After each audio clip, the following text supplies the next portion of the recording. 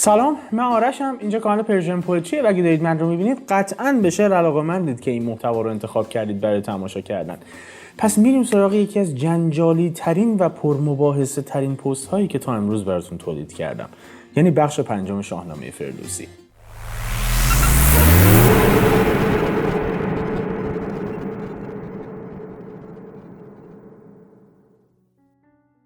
خب همونطور که عرض کردم خدمتون میرسیم به بخش 5 شاهنامه فردوسی که بخش بسیار مهمیه، از این جهت که مجادله و بحث سر این بخش بسیار هست و اصلا قطع به یقین بدونید همین الان که دارید با من صحبت میکنید اگر در بلند مدت من رو دنبال بکنید شاید در ماه‌های آینده زیر این پست هم مجادلات مفصلی، بحث‌ها و جدل‌های مفصلی شکل بگیره در رابطه با این موضوع.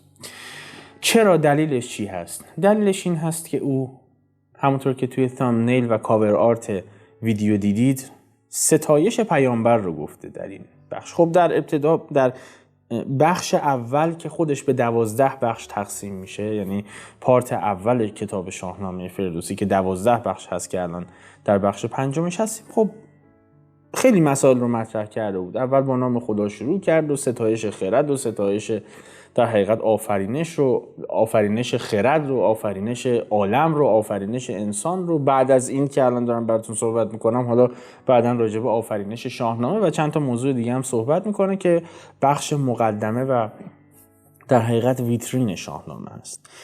بحثی که در گرفته بابت این پست اینه که نگاه به دیدگاه فردوسی و دیدگاه اعتقادی فردوسی به 3 دسته تقسیم میشه.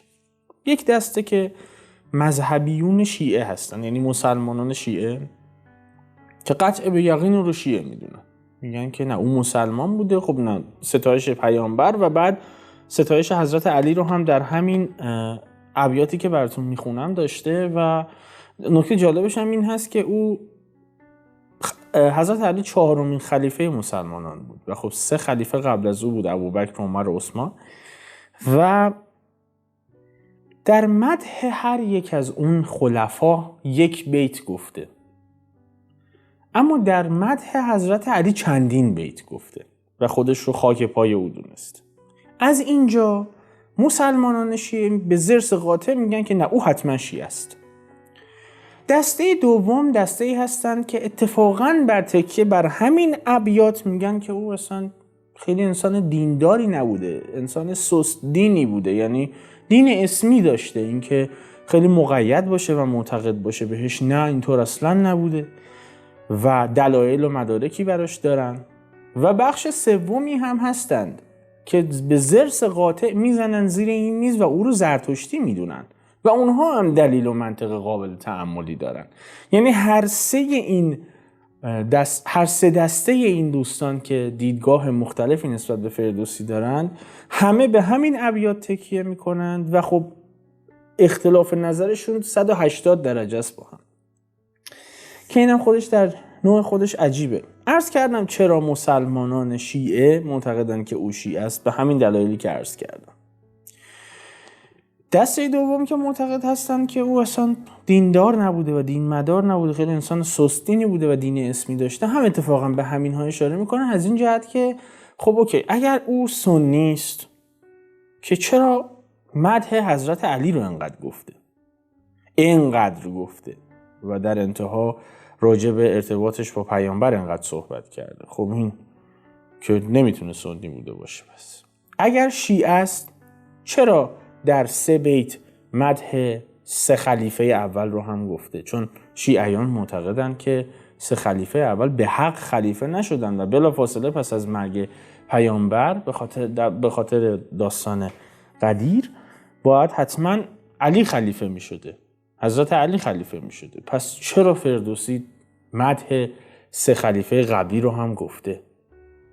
این دسته میگن که او خیلی سستین بوده و یعنی سستین بوده و میخواسته همه رو راضی نگه داره از خودش. و دسته سوم اون دسته ای از فردوسی پژوهان و شاهنامه پژوهان هستن که میگن نه خیر آقا اصلا زرتشتی بوده ایشون. چرا؟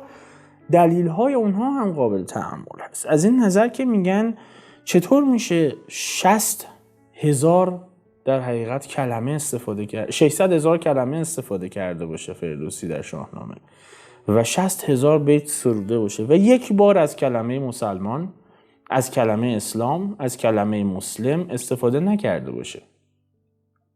از دین 70-80 بار استفاده کرده، اما دین از داینا، از اوستا رسیده به اسلام که در معنای دقیق کلامیش در اوستا هم به معنای مسیر درست هست. بخوام در یک کلمه خلاصش بکنم، داینا به معنای وجدان هست که در اوستا مطرح شده. خب از این استفاده کرده 70 بار، ولی از کلمه مذهب و کلمه شریعت یک بار هم استفاده نکرده که این در نوع خودش عجیبه. و دسته دومی که معتقد بودن او خیلی سست دین بوده و دین مدار نبوده، به این اعتقاد دارن که خب اوکی، شاهنامه یک سند تاریخی هست، مخصوصا از خسرو به اون سمت این یک سند تاریخی هست، یک سند محکم تاریخی هست، فقط صرفا یک داستان حماسی نیست. داستان حماسی هم هست، اما یک سند قابل توجه تاریخی هم هست، از اونجایی که خیلی از مورخان، یعنی نوشته خیلی از مورخان رو با شاهنامه قیاس میکنن برای اینکه بدونن که بعضی از مسائلش دقیق هست یا نه، و یک سری سندهای تاریخی در یک برهه‌ای هست که بهش حتما میرسیم که در هیچ کتابی به غیر از شاهنامه پیدا نمیشه. و راجبش مفصل شد، پس کتاب مهمی است. همون دسته میان میگن که خب او که تاریخ رو در قالب حماسه داشت شرح میداد. خب اگر اینطور هست، مسلمانان و مخصوصا شیعیان دیگه حضرت علی رو اسوه جنگاوری و رشادت میدونن، خب پس چرا فردوسی در این رابطه هیچی نگفته؟ چرا در نقل تاریخ از جنگاوری و رشادت حضرت علی هیچ صحبتی به میون نیاورده؟ این نکته ها قابل تأمله ها. و اون دسته دیگه که او رو زرتشتی میدونن میگن که خب سوال اینه که اگر او مسلمان بوده، به چه دلیل اینقدر اصرار می‌ورزیده بر این که از کلمات عربی استفاده نکنه؟ کافی قیاسش بکنید با بقیه شاعرایی که در اون دوره، قبل از اون دوره و بعد از اون دوره میزیستند. ارجاعات مفصلی که تمام شاعرها به قرآن داشتن. به عنوان مثال مولانا بسیار از احادیث مذهبی استفاده کرده، بسیار از داستان‌های قرآن در ابیات مثنوی استفاده کرده، اصلا غیر قابل چشم پوشی است، یعنی کاملا جلو چشمتونه، ولی در شاهنامه از خبرها نیست. پس چرا او اگر مسلمان بود تحت حجمه فرهنگی اعراب قرار نگرفته بود؟ به اینقدر اصرار داشت که فارسی به سرایشش شاهنامه دست بزنه.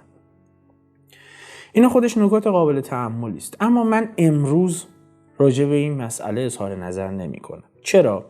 چون هر سه دسته این افراد و تمام شاهنامه پژوهان دنیا بلا شک مطمئن هستند که این ابیاتی که امروز میخونم رو خود فردوسی سروده.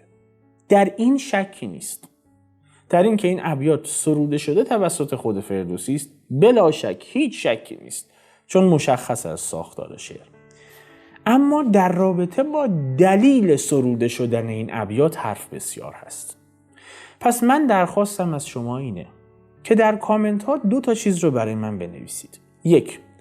دیدگاه شخصی خودتون رو در رابطه با این قضیه بنویسید. و 2. آیا نیازی میبینید که من در رابطه با اعتقادات فردوسی یک پست جداگونه براتون تولید بکنم یا نه؟ چون من حدود 2-3 سال جسته گریخته راجع به این مطالب مطالعه کردم و یک تحلیل مناسبی از دیدگاه خودم دارم بابت این موضوع که میتونم ارائه بکنم خدمتتون. یه دسته هستن که معتقدن خب این یک سند حماسی و تاریخی است و ما اون بخشش برامون مهمه. حالا اعتقادات فردوسی هر چه می‌خواسته باشه، مسلمان بوده، زرتشتی بوده، اصلا بدون هیچ کدوم از این ادیان بوده، هر چی که بوده خودش میدونه. مسئله ما مهم اینه که این سند تاریخی رو بررسی بکنیم، هم از لحاظ ادبی هم از لحاظ تاریخ. خب اوکی، اون یک دسته هستن. دسته دیگری هم هستن که براشون مهم هست که این مسئله رو بدونن و راجع به این مسئله تحلیل بشنون. پس در کامنت ها جدا از این که نظرتون رو میفرمایید، حتما به بنده بگید که نیازی میبینید من یک پست در این رابطه براتون مهیا بکنم و تولید بکنم یا نه، چون موضوع یک بحث 1 ساعت 1 ساعت و نیمه مجزاست، چون بسیار شرح و بسط داره. یعنی باید بشینم دونه دونه ابیاتی که نسبت داده شده به شاهنامه فردوسی رو براتون بیرون بکشم و مطرح بکنم، به خاطر اینکه به عنوان مثال عرض میکنم یکی از کلماتی که در شاهنامه استفاده نشده الله هست. به غیر از یعنی 99% شاهنامه های عالم رو که بگردید این کلمه توش نیست، به غیر از یک شاهنامه که تصحیح آقای خالقی هست که یک بار از لفظ الله اکبر درش استفاده شده که قطع به یقین الحاقی هست. یعنی از شرق تا غرب عالم همه راجع به این موضوع مطمئنن که این ابیات الحاقی هست، یعنی وصل شده به شاهنامه. به شاهنامه مربوط نیست، به خاطر اینکه فقط یک بار این تعبیر در شاهنامه اومده. من دونه دونه این ابیات رو باید براتون بکشم بیرون و اینکه چرا مثلا به عنوان مثال از کلمه قرآن استفاده نشده در شاهنامه، به غیر از فکر می‌کنم یک جا که یک نامه ای رو داشتن منتقل می‌کردن که اصلا یعنی به خود قرآن اشاره نداره، حالا عرض می‌کنم اونجا هم برسیم خدمت. و اینکه چرا از کلمه یزدان انقدر استفاده شده. خب اهورامزدا پرستان یزدان استفاده می‌کردن و چرا از الله استفاده نکرده و این همه از یزدان استفاده کرده. این در جایگاه خودش قابل تأمل هست و میتونم راجبش ساعتها بشینم براتون صحبت بکنم، اما بستگی به این داره که آیا علاقه به این موضوع دارید که براتون صحبت بکنم یا نه. پس این رو میذارم تسلیمش رو به عهده شما. حتما توی کامنت ها برای من بنویسید که اگر لازم دیدید در یک فرصت مقتضی و مناسب که شرایطش هم مهیا باشه بتونم راحت راجبش صحبت بکنم، براتون یک پست رو تدارک میبینم و حتما براتون عرض میکنم که نظر خودم چی هست. بریم شعر رو بخونیم. گفتارم در ستایش پیغمبر. چو خواهی که یابی ز هر بد رها، سر اندر نیاری به دام بلا. به گفتار پیغمبرت راه جوی، دل از تیرگی ها بدین آب شوی. چه گفتان خداوند تنزیل و وحی، خداوند امر و خداوند نهی. که من شارستانم علیم در است، درست این سخن گفت پیغمبر است. گواهی دهم که این سخن راز اوست، تو گویی دو گوشم پر آواز اوست. حکیم این جهان را چو دریا نهاد، برانگیخته موج از او تند باد. چو 70 کشتی بر او ساخته، همه بادبانها برافراخته. یکی پهن کشتی به سان عروس، بیاراسته همچو چشم خروس. محمد بدو اندرون با علی، همان اهل بیت نبی و وصی. اگر چشم داری به دیگر سرای، به نزد نبی و وصی گیر جای. گرت زین بد آید گناه من است، چنین است و این دین و راه من است. بر این زادم و هم بر این بگذرم، چنان دان که خاک پی حیدرم. نگر تا به بازی نداری جهان، نه برگردی از نیک پی همرهان. همه نیکیت باید آغاز کرد، چو با نیک نامان بوی هم نورد. از این در سخن چند رانم همی، همانش کرانه ندانم همی. بریم برگردیم راجبش صحبت میکنیم.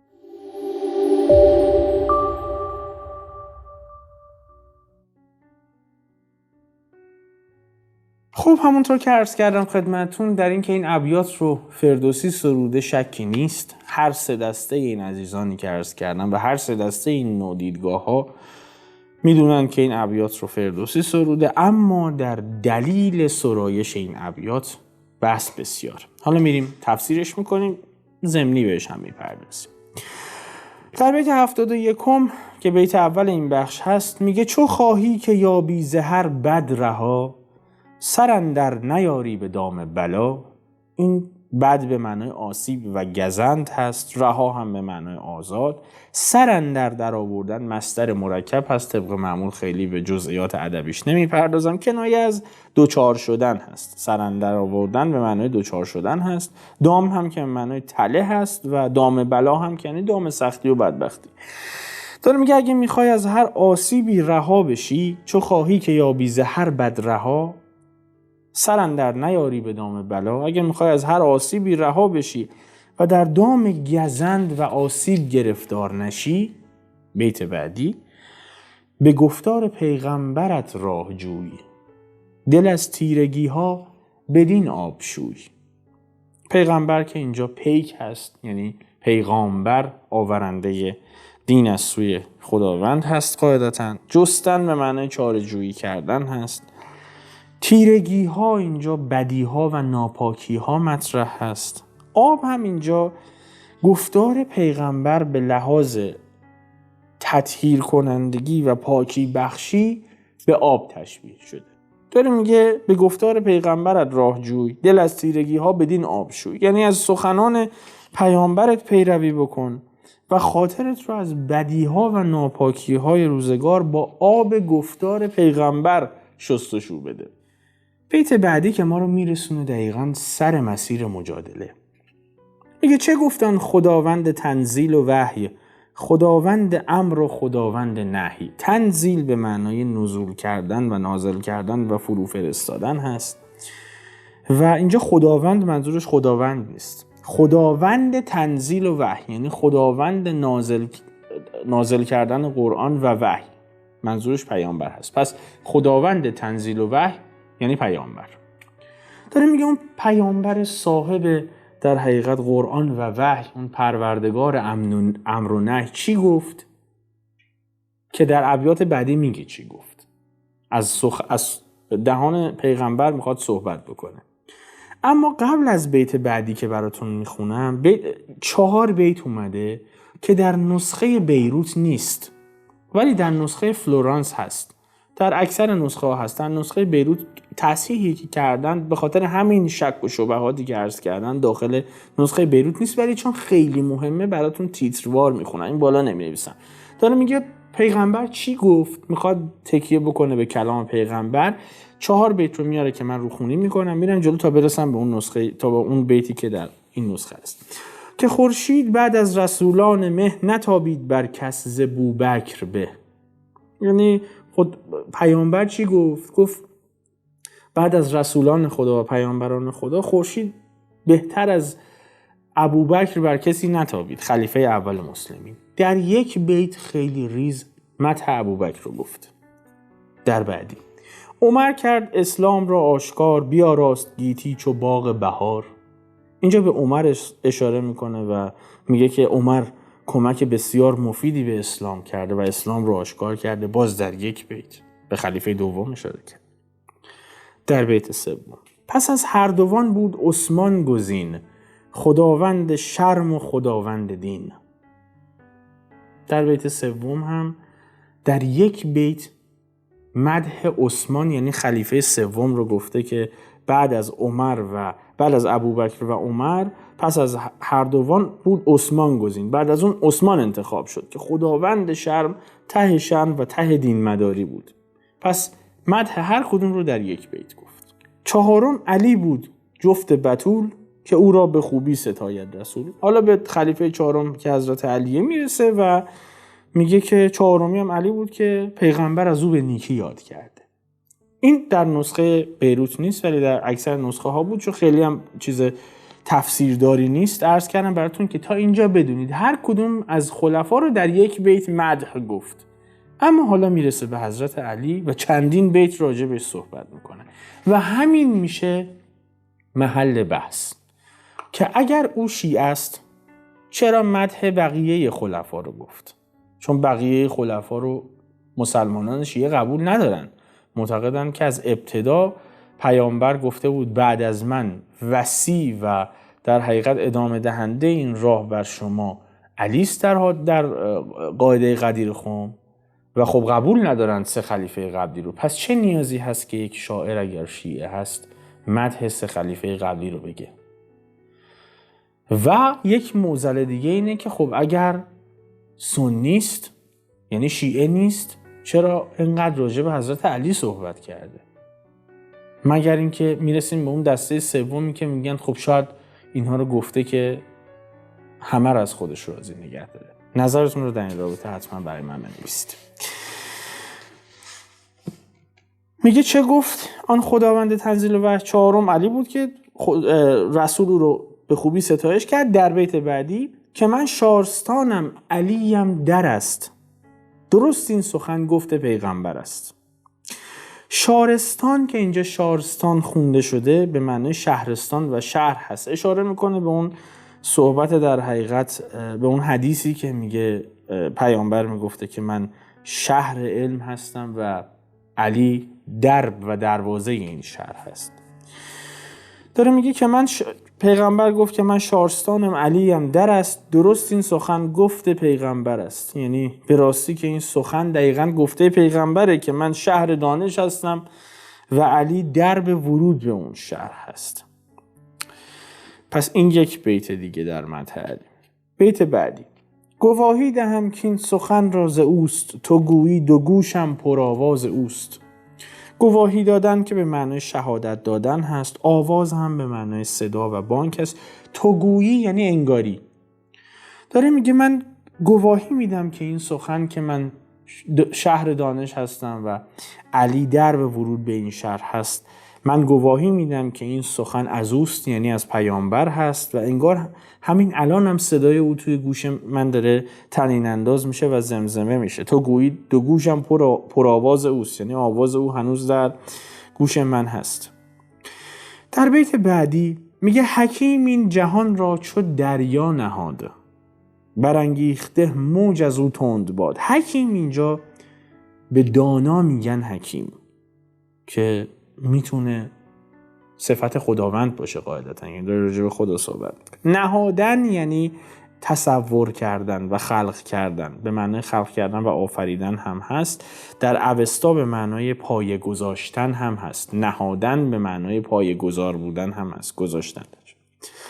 برانگیختن هم که به معنای تحریک کردن هست و در حقیقت شوراندن و میتونه صفت مفعولی هم باشه، یعنی ساختن هم میتونه باشه. تندباد هم که طوفان و گردباد شدید هست. میگه حکیم این جهان را چو دریا نهاد، برانگیخته موج از او تندباد، یعنی خداوند این دنیا رو مثل یک دریا متلاطم آفریده، پر از طوفان آفریده و امواج این طوفان فتنه و آشوب به پا میکنن. برانگیخته موج از او تندباد. حالا چرا؟ در بیت بعدی میگه چو 70 کشتی بر او ساخته، همه بادبانها برافراخته. این 70 کشتی هم دوباره اشاره میکنه به فرقه های اسلامی و گفتار پیغمبر که گفته بود که این امت من بعداً به 70 فرقه تقسیم میشن و فقط یکی از این فرقه ها رستگار میشه و بقیه نابود میشن. یعنی میگفت امت اسلام به 70 قسمت تقسیم میشه که فقط یکیشون سعادتمند میشه. اینجا هم داره میگه چون 70 کشتی بر او ساخته، همه بادبان ها برافراخته. برافراخته یعنی بالا برده و برافراشته، و بادبان برافراخته بودن کنایه از آماده حرکت و عزیمت بودنه، عزم کردن به انجام کاری. یعنی میگه خداوند که این دنیا رو مثل یک دریای طوفانی پر از فتنه آفرید، پس از اون 70 تا کشتی، یعنی 70 فرقه دین اسلام بر این دریای کهن و بزرگ و پرتلاطم آماده شدن و همشون هم آهنگ عزیمت کردن، یعنی همشون قصد سفر کردن به سوی رستگاری، ولی طبق گفته پیامبر 69 فرقه اینها از بین میره و فقط یک فرقه رستگار میشه. توی بیت بعدی به این اشاره میکنم. یکی پهن کشتی به سان عروس، بیاراسته همچو چشم خروس. این پهن کشتی منظورش اینه که کشتی بزرگی بوده. بسان یعنی همچون، تمثیلی دیگه. میگه یکی از این کشتی ها که خیلی هم بزرگ بوده و میخواسته به سمت رستگاری حرکت بکنه، بسان عروس بوده، مثل عروس بوده. این بسان عروس همچون کشتی عروس میتونه از این نظر باشه که در چشم هست و زیبا هست. این یک نوع هست. و یک موضوع دیگه هم هست که عروس دگرگون شده یک کلمه روس هست، یعنی از چوب راشن، از چوب روس.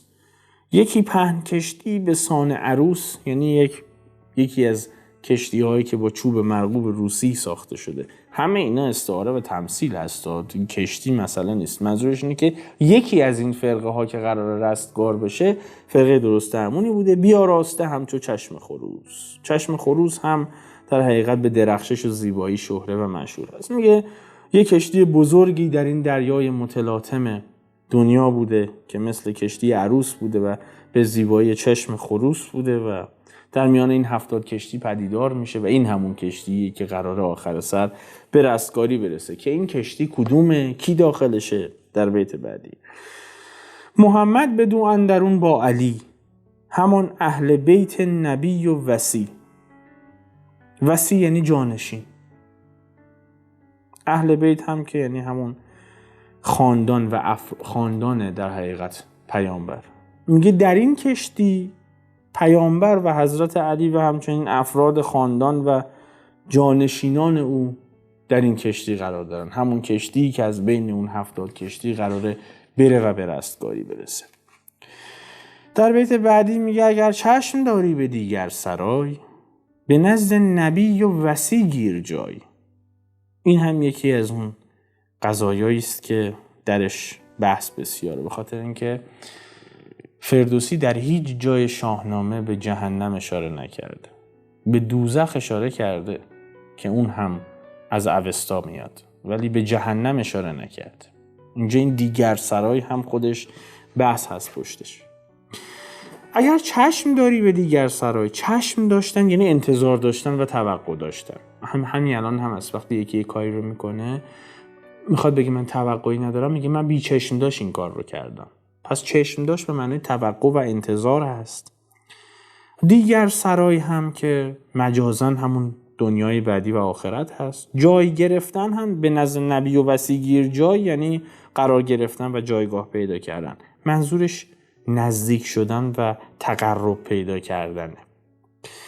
میگه اگه انتظار داری در آخرت شادکام باشی، اوضاع مساعد باشه بر وفق مرادت باشه، اگر چشم داری به دیگر سرای، اگه توقع داری که در سرای بعدی در دنیای بعدی هم جات مناسب باشه، به نزد نبی و وصی گیر جای، یعنی نزدیک به پیامبر و جانشین او بشون. که اینجا این وصی منظورش همون حضرت علیه، چون توی بیت قبلی گفته محمد بدو اندرون با علی، همون اهل بیت وصی و نبی و وصی. اینجا وصی به حضرت علی وصل میشه. در بیت بعدی میگه گرت زین بداید گناه من است، چنین است و این دین و راه من است.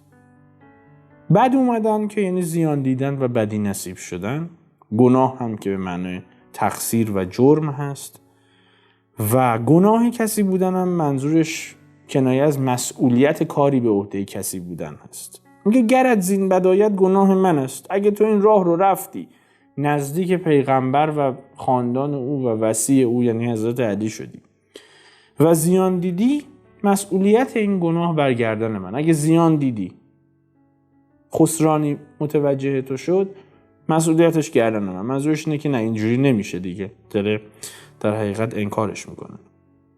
چون این است و این دین و راه من است. به هر حال اگر تو این کار رو هم نمی کنی، روش و دین من، مذهب من اینه.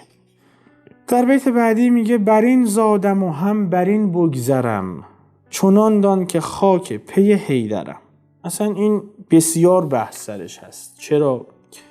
خاک پای کسی بودن کنایه از نشان دادن نهایت فروتنی و تواضع و ارادت به یک فرده.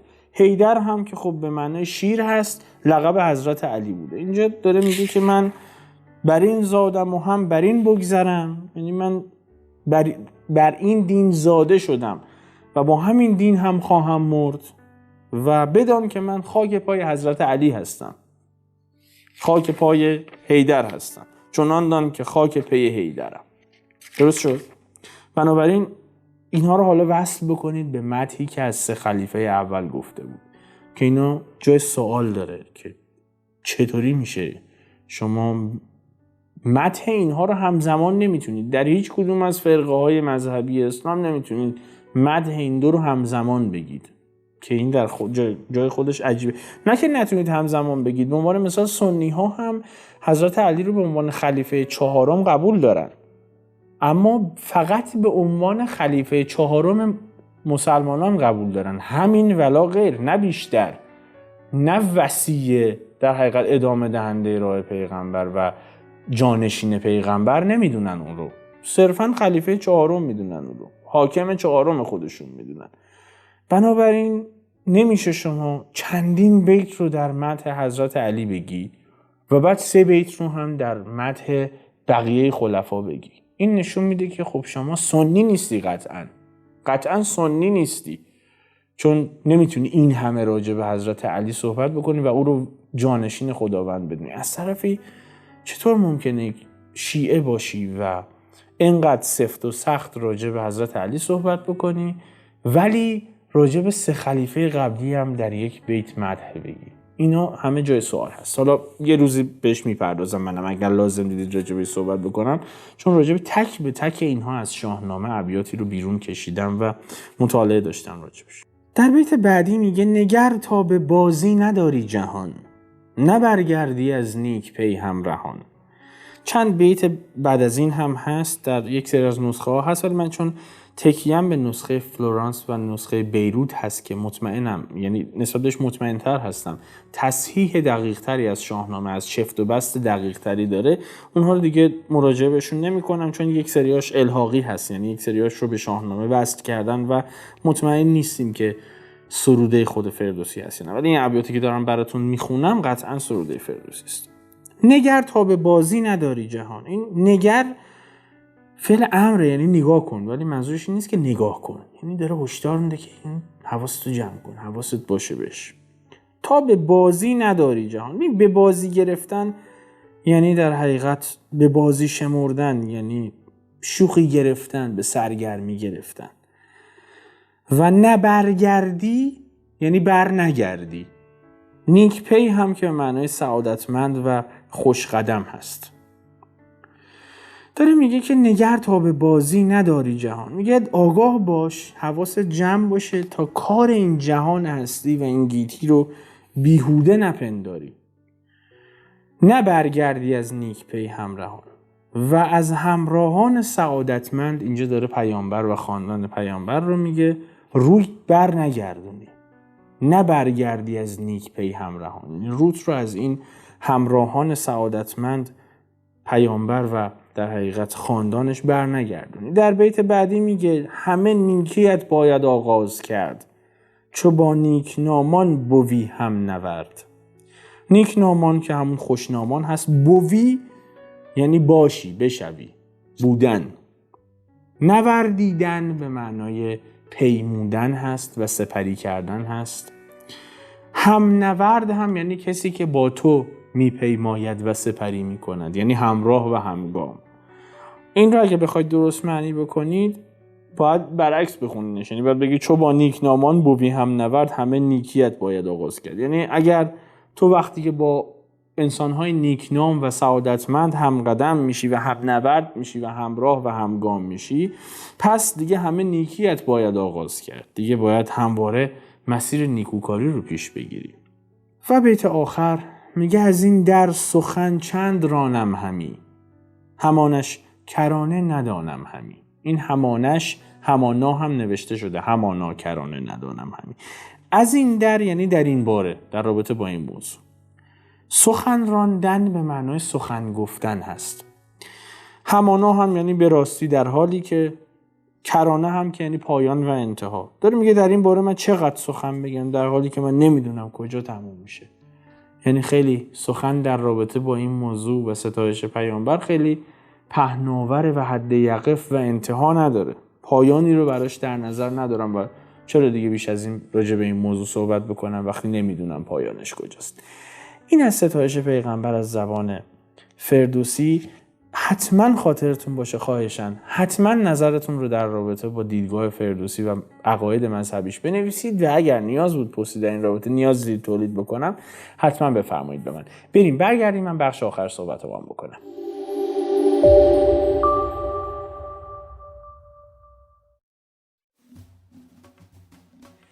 خب ممنون از اینکه این پست رو هم همراه من بودید. در اپیزود بعدی که تقدیمتون میکنم از سری شاهنامه فردوسی میرسیم به گفتار اندر آفرینش شاهنامه.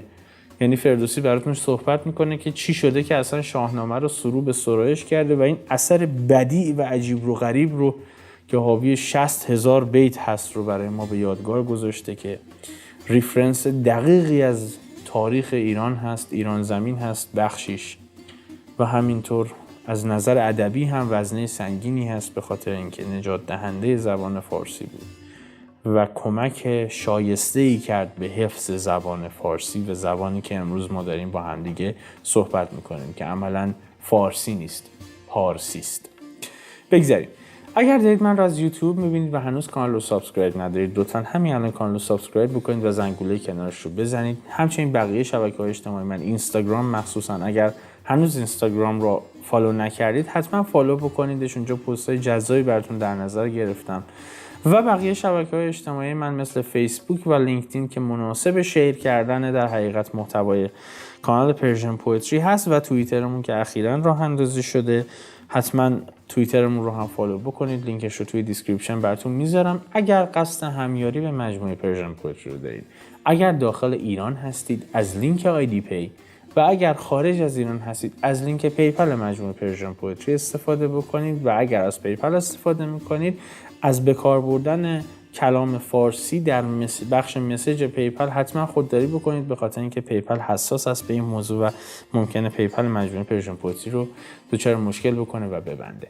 ممنون از اینکه این پست رو هم همراه من بودید. اصولا ممنون از اینکه همیشه همراه من هستید و من افتخار میکنم که همراهانی مثل شما دارم و این کانال رو به واسطه شما شکل دادم و به واسطه شماست که کانال پرژن پوئتری دارای ارزش هست. امیدوارم تو پست‌های بعدی و همینطور بعد تا انتها ببینمتون. به سلامت.